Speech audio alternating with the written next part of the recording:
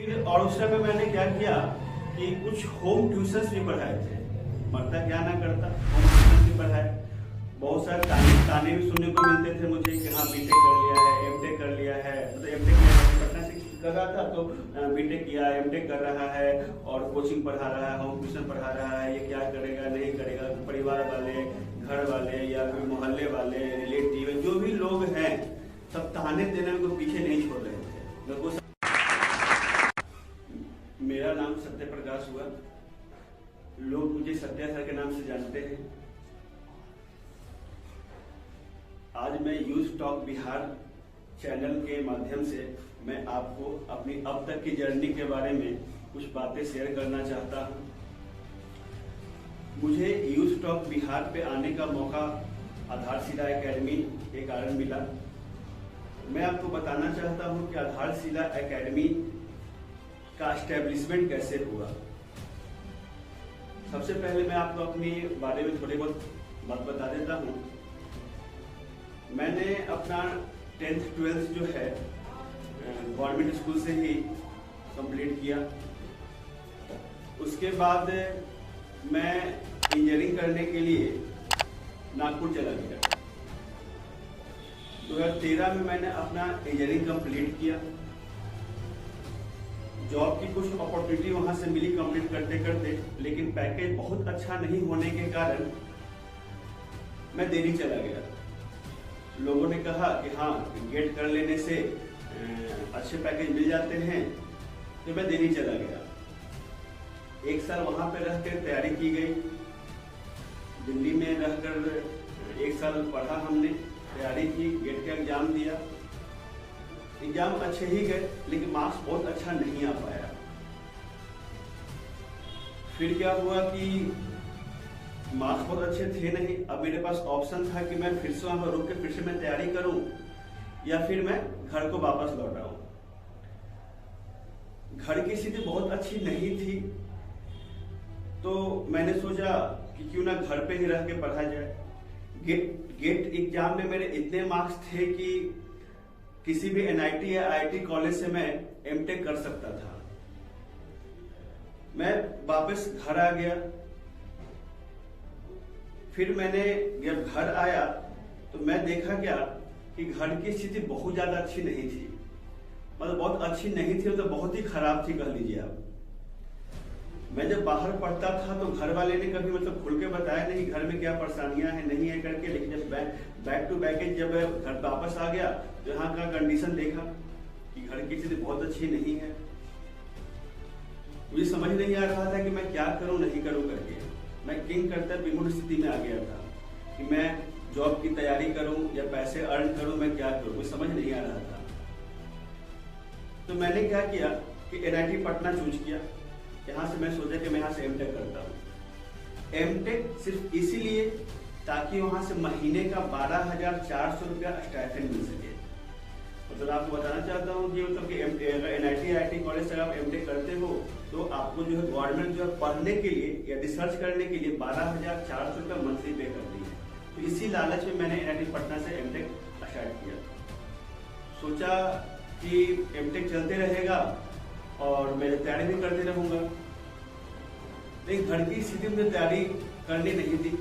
मैं हमेशा चिंतित रहने लगा कि मैं क्या करूं। एक तो घर की स्थिति बहुत ज्यादा खराब, ऊपर से 2 बहनें, ठीक है ना। अब चिंता ये भी था कि उनकी भी अब भाई शादी करनी है।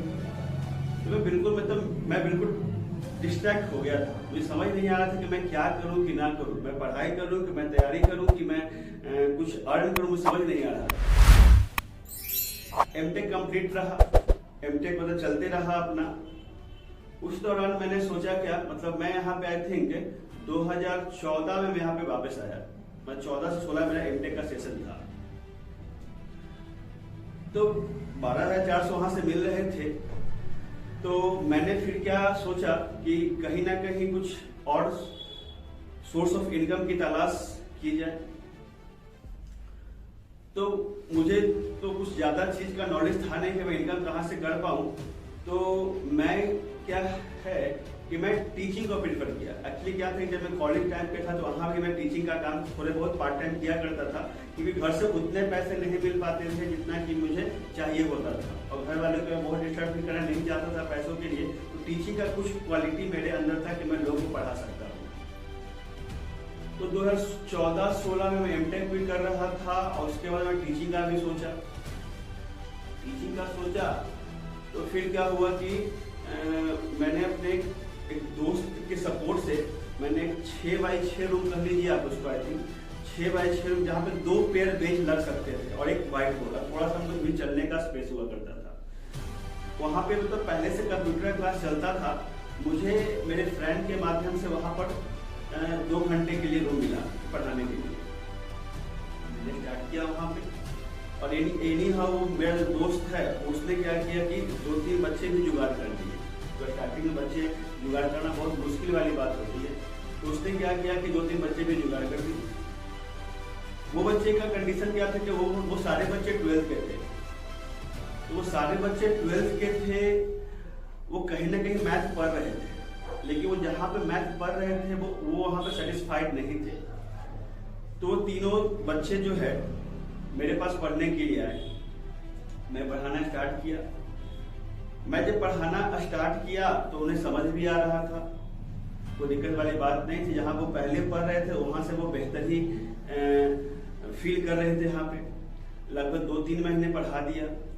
अब रही बात जहाँ पर 2 घंटे के लिए जगह ली गई थी, वहां पर बात हुआ था कि कुछ अमाउंट पे किया जाए, नॉमिनल अमाउंट पे किया जाएगा उनको। मेरे पास तो पैसे थे नहीं बहुत ज्यादा, तो मैंने सोचा कि ठीक है इन लोग से कुछ पैसे लिया जाए फीस के तौर पे। तो हुआ क्या कि मैंने बोला कि अब फीस देना पड़ेगा आपको, कुछ फीस दीजिए। फीस देने की बात हुई, उन्होंने सर फीस कितना देना है। मार्केट का फीस मुझे याद है जहां तक उस समय 5 या 5.5 था। मैंने बच्चों से आई थिंक 2 या 2.5 का डिमांड किया था, क्योंकि मुझे ध्यान नहीं, लेकिन 2 या 2.5 का डिमांड किया था। 3 बच्चे थे, 2-2.5 का डिमांड किया था। वो तो ठीक है सर, कल पैसे लाके मैं दूंगा। अगले दिन क्या हुआ कि मैं वहां पे गया, पढ़ाने के लिए गया। जब पढ़ाने के लिए गया तो जो टाइम था, आई थिंक 9 बजे का टाइम था शायद, तो जो टाइम था उस टाइम पर हर दिन बच्चे आ जाया करते थे, लेकिन उस दिन कोई बच्चा नहीं आया। 9 हुआ, 9:05 हुए, 9:10 हुए, 9:15 हुए, बच्चा नहीं आया।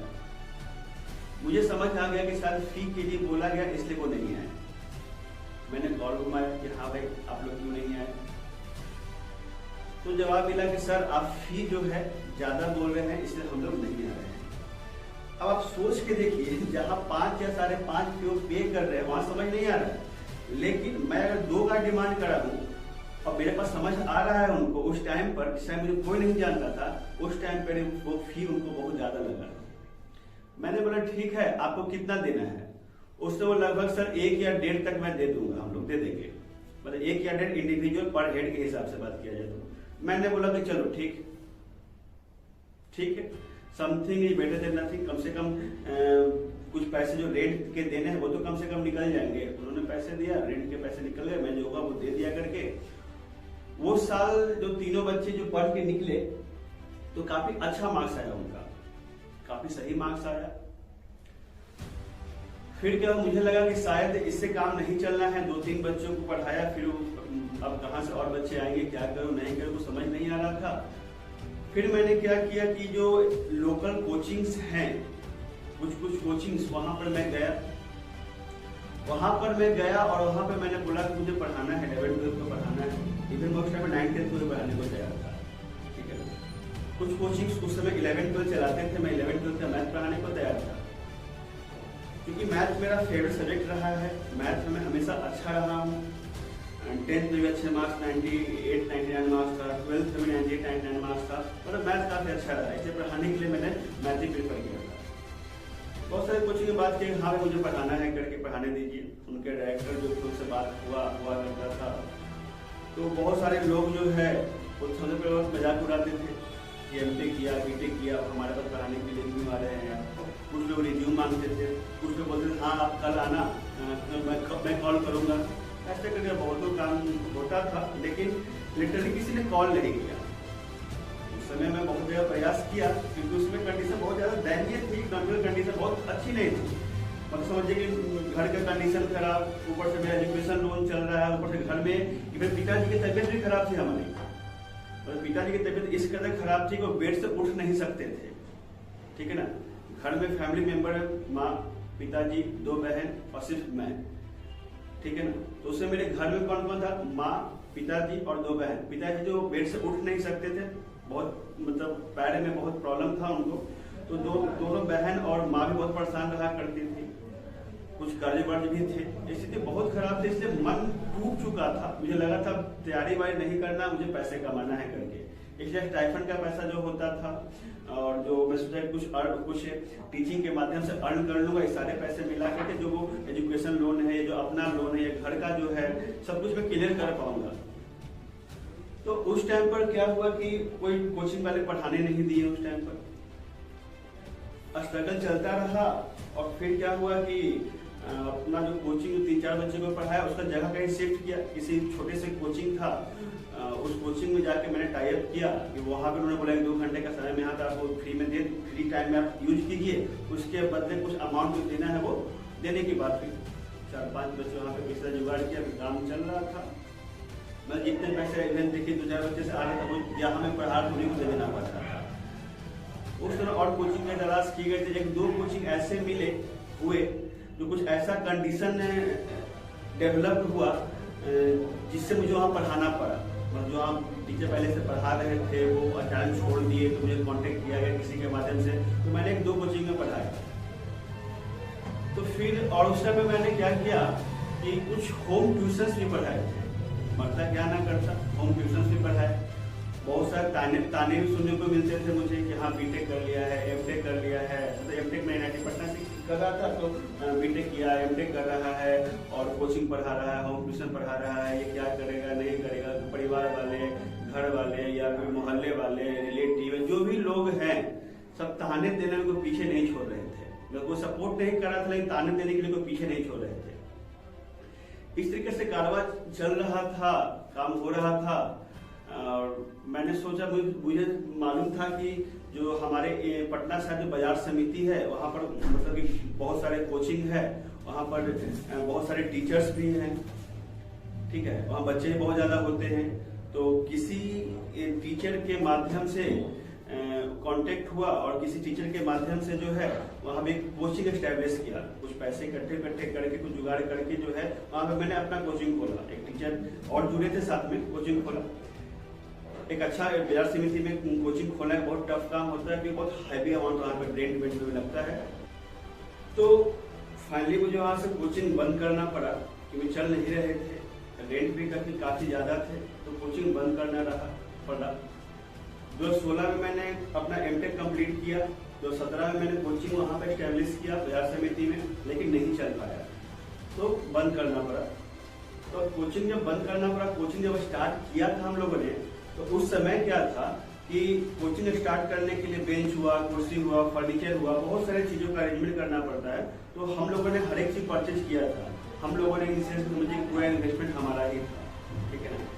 अब जब वो कोचिंग खाली किया जाए तो उस सामान का क्या किया जाए, जो बेंच है, कुर्सी है, व्हाइट बोर्ड है, फर्नीचर, तो क्या किया जाए, टेंशन इस बात की थी। तो क्या किया जाए, घर पे उतनी जगह की एक्स्ट्रा स्पेस है नहीं, था नहीं कि हाँ भाई वो सारी चीज़ों को वहाँ पे रखा जाए। तो हुआ क्या, कहीं पर किराए पर जो है एक रूम का जुगाड़ किया जाए। रूम का जुगाड़ किया जाए तो एट एनी हाउ मुझे चौक इलाके में जो है एक छोटा सा रूम मिला, जिसमें 5-7 पेज में वहाँ पे रख सकता था मैं। एक रूम मिला मुझे, बेंच, कुर्सी, ये वो रखा गया, उसमें व्हाइट बोर्ड सब कुछ रखा गया, जो वहाँ सामान खाली किया था वहाँ पे रखा गया। जब हर एक वहाँ पे रखा गया तो ठीक है, अब जहाँ पे आप रह रहे हो तो मगर मालिक को रेंट देना है करके, अब रेंट देना है तो रेंट कहाँ से निकले। एमटेक भी कंप्लीट हो चुका था, तो 12,400 रुपये मिल रहे थे, वो भी नहीं अब मिल रहे थे, हाथ भी खाली था, डिपेंडेंट था। तो कुछ 1-2 कोचिंग पे और उसमें 1-2 होम ट्यूशन जो चल रहा था हमारा, उस पर मैं डिपेंडेंट था। तो क्या किया जाए, तो मैं वहां से आई थिंक अगस्त में मैं वहां कोचिंग खाली कर दिया था, और अगस्त में वहां से कोचिंग खाली का सामान यहाँ पे रख दिया। आप सोच के देखिए कि उस समय कोई सीजन भी नहीं होता कि बच्चे आपके पास 11th के 12th के बच्चे आके एडमिशन हो ही नहीं सकता है। तो मैंने क्या किया कि सोचा कि क्यों ना क्रैश कोर्स स्टार्ट किया जाए। किसी ने आइडिया दिया क्यों ना क्रैश कोर्स स्टार्ट किया जाए। मुझे भी सही लगा आइडिया कि भाई कुछ बच्चे आ जाएंगे तो सारे रेट निकल जाएगा इसका। चलो, तो 10 सितंबर 2017 को मैंने मार्केट में अनाउंस किया कि हाँ मैं क्रैश कोर्स स्टार्ट करने वाला। 999 रुपया 999 रुपए में एक क्रैश कोर्स स्टार्ट किया गया 12th के बच्चों के लिए। 10 सितंबर 2017। हाँ, ये डेट मेरे लिए बहुत खास है क्योंकि यह जो डेट है मेरा बर्थ डेट है। तो मैंने कहीं किसी से पूछा नहीं, हाँ 10 सितंबर 2017 को मैंने अनाउंस किया कि बैच स्टार्ट हो जाएगा। कुछ पूजा पाठ किया, बस समझिए कि वो स्टार्ट करवा दिया। फर्स्ट डे 2 बच्चे आए, फिर 3-4 बच्चे हुए अगले दिन। ऐसे करते करते उस बैच का टाइमिंग आई थिंक हमने मॉर्निंग में आई थिंक 6:30-7 बजे को रखा था। जहाँ पे रूम लिया गया था, रूम का रेंट आई थिंक जब भी याद है 4-4.5 के करीब रेंट था उसका, 4-4.5 के करीब रेंट था। तो अब बैच मॉर्निंग में स्टार्ट किया हमने। तो क्या हुआ कि 2 बच्चे, 4 बच्चे, 6 बच्चे हुआ ऐसा कि इसकी भगवान की कृपा समझ लीजिए या कोई चमत्कार समझ लीजिए। जो मेरा पहला क्रैश कोर्स का जो बैच था, मॉर्निंग का बैच, लगभग 20 से 25 बच्चे के बैठने की कैपेसिटी थी उस छोटे से क्लासरूम में, वो पूरा फुल हो गया। मतलब 999 रुपए का बैच में लॉन्च किया यहाँ पे, और वो जो है मतलब विदिन 10 डेज 20 से 25 बच्चे उसमें वो फुल हो गए। बच्चों का डिमांड हुआ कि और बच्चे आने लगे। कुछ लोगों का डिमांड हुआ इवनिंग में भी बैच स्टार्ट करने की, तो शाम में 6-6:30 बजे पे स्टार्ट किया गया। उसमें 10-12 बच्चे आ गए। ये मेरा पहला क्रैश कोर्स का बैच वो चला। भगवान की कृपा से क्या हुआ कि भाई वो रेंट भी निकल गया, और जो उसमें जितने भी बच्चे थे वो सारे के सारे बच्चे जो भी क्रैश कोर्स में ज्वाइन किए थे। क्रैश कोर्स का मतलब होता है कि आई थिंक उन्होंने सितंबर, अक्टूबर, नवंबर, दिसंबर, 4 महीना का लगभग पढ़ाया मैंने उनको, और सारे बच्चे मोस्टली बच्चे उसमें 90+ मार्क्स लेकर के आए। तो पहला बैच जो मैंने आई थिंक देखा जाए सही मायने में ऑफिशियली, क्योंकि अपना कोचिंग को उस मायने में वो बैच मैंने स्टार्ट किया 10 सितंबर 2017 को। उस समय हमारे कोचिंग का नाम जो है वो आधारशिला एकेडमी नहीं हुआ करता था। उस समय कोचिंग का नाम हुआ करता था मैथमेटिक्स बाय सत्या सर। सिर्फ ये था, मैथमेटिक्स बाय सत्या सर। तो मुझे नहीं था कि मुझे आगे कुछ करना है, मतलब मैथ पढ़ाना है सत्या सर के द्वारा, तो यही में मैंने बैनर छपाया था। अगला सेशन आया। जब अगला सेशन आया तो फिर क्या हुआ कि 11th में मतलब 2018 में क्या हुआ कि बच्चे फिर 11th के नए बच्चे आने स्टार्ट हुए, मतलब कि एडवर्टाइज वगैरह किया गया। तो बच्चे आने स्टार्ट हुए, तो 1-2 बच्चे आना स्टार्ट हुआ। फिर क्या हुआ कि थोड़ा सा भीड़ बढ़ने लगा, मतलब स्ट्रेंथ आने लगे। मुझे लगा कि शायद इस छोटे से क्लासरूम में काम नहीं हो पाएगा। क्लासरूम बहुत छोटा था, लेकिन जैसे 2-3 बच्चे डेली 1-2 बच्चे का एडमिशन हो रहा था, मुझे लगा शायद इस क्लासरूम में काम नहीं हो पाएगा। तो फिर मैंने क्या किया कि थोड़ा सा उससे बड़ा स्पेस का जुगाड़ किया। जहाँ पे था तो बड़े स्पेस का जुगाड़ किया। तो बड़े स्पेस का जुगाड़ किया तो फिर हुआ क्या कि जो स्पेस का जुगाड़ किया तो उस सेशन में लगभग 30-40 बच्चे लगभग आ गए। तो 30-40 बच्चे आ गए, मतलब लगा कि लगता है कि अब काम सही तरीके से निकल पड़ेगा। स्टार्ट हुआ, मैथ पढ़ाना स्टार्ट किया, 30-40 बच्चे आए तो मुझे भी कॉन्फिडेंस आया। हाँ, और मैं एमटेक कर रहा था तो मुझे एमटेक यहाँ NIT पटना से मेरा प्लेसमेंट हुआ था, लेकिन मैं नहीं जा पाया। मुझे लगा कहीं ना कहीं मेरे दिमाग में ये चल रहा था कि अपना कुछ करना है करके, मुझे लगा मैं टीचिंग मुझे बेहतर कर पाऊंगा, मुझे ऐसा लग रहा था। तो मैंने उसको क्विट कर दिया, मतलब जॉब हाथ में आए हुए जॉब को मैंने क्विट किया। मुझे अंदर से फीलिंग्स ऐसा आ रहा था मैं शायद इसे बहुत अच्छा कर पाऊंगा। ये छोड़ के मैं जॉब तो छोड़ दिया था, 2016 में जॉब छोड़ दिया था, लेकिन जॉब छोड़ने के बाद मुझे ये भी अफसोस हो रहा था कि शायद मैं कर पाऊंगा नहीं कर पाऊंगा, अच्छा होगा नहीं होगा। कि जॉब छोड़ने के बाद भी स्थिति बहुत ठीक नहीं चल रही थी टीचिंग लाइन की हमारी। तो फिर लेकिन 2017 बीता, 18 में हम लोग आए, कोचिंग ऑलमोस्ट 30-40 बच्चे हो गए, चला। उसी समय मेरा एक दोस्त जो हम लोग NIT पटना से एमटेक कर रहे थे, प्रवीण, जो उसने बोला कि भाई मुझे भी फिजिक्स पढ़ाना है करके। तो मैंने सोचा कि मैथ चल ही रहा है, फिजिक्स पढ़ाना है, ठीक है आओ पढ़ाओ। तो हम लोगों ने डिसाइड किया कि जब मैथ चल ही रहा है, फिजिक्स जब पढ़ाना ही है करके, तो मैथ फिजिक्स क्यों ना केमिस्ट्री और बायोलॉजी भी स्टार्ट कर दिया जाए और इसको कोचिंग का नाम दे दिया जाए। हुआ ये भी, मैथ चल रहा था, फिजिक्स प्रवीण पढ़ाना स्टार्ट किया, उसके बाद केमिस्ट्री और बायोलॉजी ने सिर्फ केमिस्ट्री का फैकल्टी हम लोग अरेंज किया और स्टार्टिंग में पीसीएम चलना स्टार्ट हुआ। पीसीएम चलना स्टार्ट हुआ, उसी दरमियान अब कोचिंग का नाम चेंज करना था, तो फिर कोचिंग का नाम चेंज किया गया। तो जो हमारे मित्र प्रवीण, जो हमारे मित्र थे, उन्होंने कोचिंग का नाम रखा। उसने रखा कोचिंग का नाम, मैंने पूछा भाई कोचिंग का नाम रखना है, उसने काफी सोच विचार किया, उसने बोला कोचिंग का नाम हम लोग आधारशिला एकेडमी रखेंगे। मुझे भी नाम काफी अच्छा लगा, तो आधारशिला एकेडमी नाम रखा गया। फिर 2019 में कोचिंग कुछ ठीक से कंडीशन चला ही था कि 2020 में कोरोना आ गया। ठीक है, 2020 में कोरोना आ गया, तो कोरोना आया तो फिर परेशानी, भाई क्या सोचे थे, क्या हो गया, सब कुछ बंद बंद वाला सीन चलने लगा लगातार। और जब कोरोना आया तो आप जानते ही हो कि continue back to back corona आते हैं, क्या 2-3 कोरोना झेला हम लोगों ने, और सबसे ज्यादा अफेक्ट हुआ है तो टीचिंग लाइन हुआ। ठीक है, टीचिंग लाइन हुआ। अब टीचिंग लाइन में जब कोचिंग ओपन किया गया, तो ओपन किया गया, उस दरमियान क्या प्रवीण सर भी अपने घर के काम में चले गए, बच गया मैं सिर्फ अकेला। वो थे तो सपोर्ट भी था, बच गया मैं अकेला, अब क्या करूं ना करूं करके। लेकिन ये था ऊपर वाले की दुआ और बच्चों का सपोर्ट कहिए। जैसे ही लॉकडाउन से बाहर निकले तो फिर से क्या हुआ, बच्चे आने स्टार्ट हुए। बच्चे आने स्टार्ट हुए और इस तरीके से बच्चे आए कि लगभग 2-2 बैच फुल हो गया। मतलब 50-50 बच्चे के समझ 2-2 बैच फुल हो गया। मतलब 50-50 बच्चे के 2 बैच में 12th का बोल रहा हूँ, इस तरीके से 2 बैच 11th के फुल हो गए। और जिस जगह पे हम लोग थे वो जगह भी छोटा पड़ने लगा। ठीक है, फिर क्या हुआ कि साथ ही साथ physics, chemistry, math, biology Praveen sir चले गए। फिर हाँ स्पेस छोटा पड़ गया था हमारा, फिर नया स्पेस लिया गया, प्रवीण सर चले गए। फिर से केमिस्ट्री के, फिजिक्स के, बायोलॉजी के नए फैकल्टी आए। फिर कारोबार स्टार्ट हुआ, फिर चलता रहा।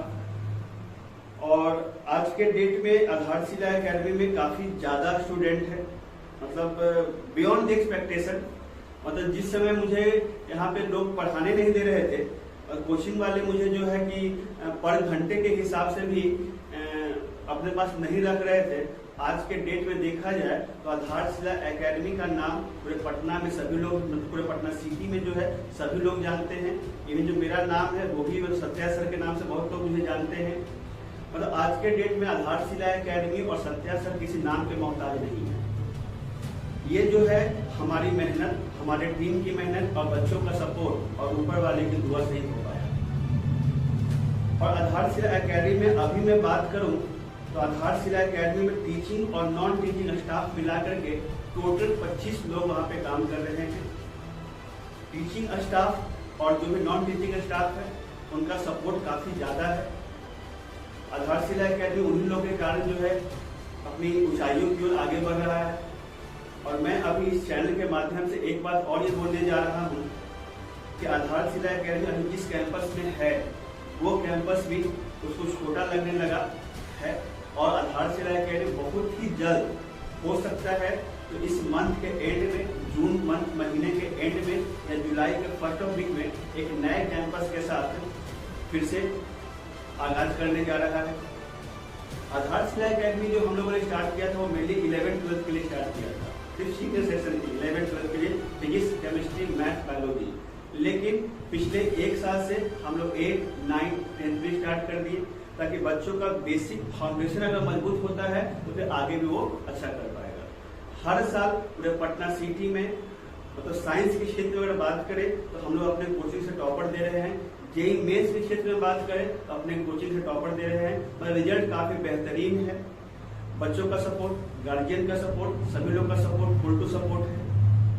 ठीक है, तो मैं इस चैनल के माध्यम से ये बोलना चाहता हूँ, कभी भी अगर आपके सामने परेशानियां आए तो घबराइए नहीं। हो सकता है कि ऊपर वाला आपकी जो है परीक्षा ले रहा हो कि क्या ये इंसान इस खराब सिचुएशन में कहीं डर तो नहीं गया पीछे तो नहीं हट गया, आप डरते नहीं हैं, हमेशा आगे बढ़ते रहते हैं, तो भगवान भी, ऊपर वाले भी आपको हमेशा सपोर्ट करता है। इसमें 2 लाइन आपने सुना होगा, 2 लाइन में बोलना चाहता हूँ। खुद ही को कर बुलंद इतना, खुद ही को कर बुलंद इतना कि हर तकदीर से पहले खुदा खुद बंदे से पूछे, बता तेरी रजा क्या है। मतलब मेहनत इतना करना है, इतना करना है, इतना करना है कि ऊपर वाला भी बोले भाई इसको जो चाहिए वो दे दो, इसको रोको मत। वो भी परेशान हो गए। इसलिए किसी भी कंडीशन में, किसी भी परेशानी में बहुत ज़्यादा टेंस होने की जरूरत नहीं है। हमेशा अपना काम करते रहिए, खुद पे और ऊपर वाले पर भरोसा रखिए। अगर आप अपना काम ईमानदारी से कर रहे हो, एक दिन सफलता जरूर आपके कदम छूएगी। इसी के साथ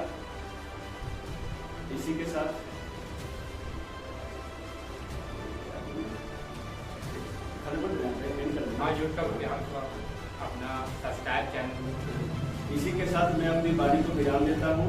और आप लोग जो है न्यूज टॉक बिहार को लाइक, शेयर और सब्सक्राइब जरूर करें। यहाँ पे आपको हमेशा जो है किसी न किसी मतलब लोगों की जर्नी आपको सुनने को मिलेगी, जिससे आप मोटिवेट हो सकते हैं।